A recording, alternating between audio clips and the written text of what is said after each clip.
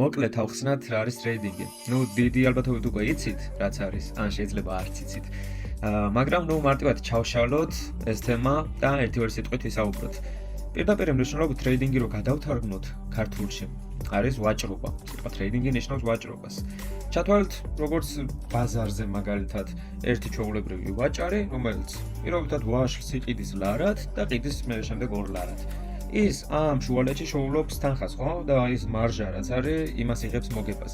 ჩათვალეთ, იგივე პრინციპია ჩვენ შემთხვევაში ვწოვოთ, ჩვენთვის ტრეიდინგის საგანი არის არა ვაშლი, არამედ კრიპტოვალუტები და ბიტკოინი და სხვადასხვა ალტკოინები.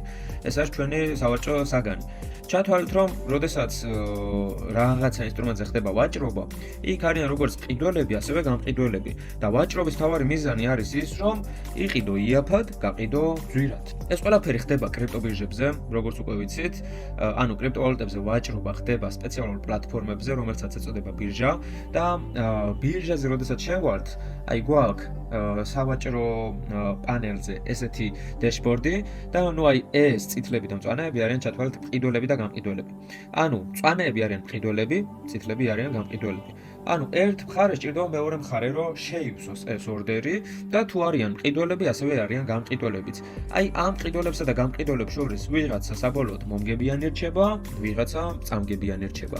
ეს არის ტრეიდინგი, ესე მარტივად ჩანს თითქოს, მაგრამ რეალურად არ არის ეს მარტივი საქმე. ამას ჭირდება ბევრი შრომა, ჭკვიანურად მიდგომები, ბიზნესური მიდგომა ჭირდება, რაც მთავარია. ტრეიდინგი არ არის გემბლინგი. ბევრს ეს გონია კაზინოს თამაში, მაგრამ არ არის რეალურად კაზინოს თამაში.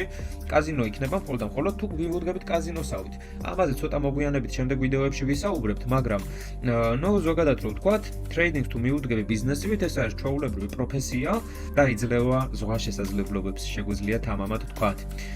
ესე იგი, ტრეიდინგიც განსხვავდება, რამოდენიმე ტიპის ტრეიდინგი არსებობს. ამაზეც ცოტა მოგვიანებით ვისაუბრებთ შემდეგ ვიდეოებში. მაგალითად, სკალპინგი, დეი ტრეიდინგი, სვინგ ტრეიდინგი, პოზიშენ ტრეიდინგი და ასე შემდეგ. ასევე ხშირად ტრეიდინგი ერევათ ხოლმე ინვესტიციებში. და ეს არის დიდი შეცდომა.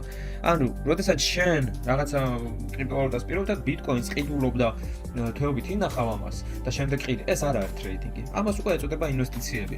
ტრეიდინგი არის, როდესაც მოკლე ან საშუალოვადიან პერიოდში იყიდი, გაყიდი და შუაში მოგებას იტოვებ.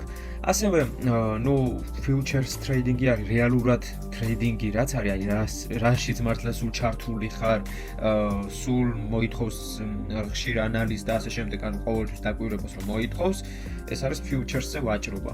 უფრო დაძაბული ხარ, უფრო ემოციური ხარ, იმიტომ რომ ის სულ სხვა რაღაც არის სპოტისგან განსხვავებით. სპოტზე ხშირ შემთხვევაში გვაქვს ხოლმე ინვესტიციები ან მოკლე ვადაში თუნდაც შესყიდვა გაყიდვები, მაგრამ უფრო მშვიდად ვართ ხოლმე სპოტზე, იმიტომ რომ წაგების შანსი არ არის. მაქსიმუმ ჩვენმა ნაყიდმა აქტივმა ფასი დაიკლოს, ხო? მაგრამ futures-ზე შეიძლება ფასი დაიკლოს და წავაგოთ კიდეც და გაქრეს კიდეც ეს თანხა. ამაზეც შემდეგ ვიდეოებში ვისაუბრებთ, კარგად ჩავშლით ამ თემას, რა არის სპოტი, რა არის futures-ი, მაგრამ ეს იცოდეთ, რომ ვაჭრობა არის მოკლევადიანი კონტრაქტები, ასე ვთქვათ, ორდერები. როდესაც ყიდულობ, ყიდი და შუალედში, ანუ ამ ფასთა შორის სხვაობაში იჭერ შენ მოგებას. ეს არის ტრეიდინგი.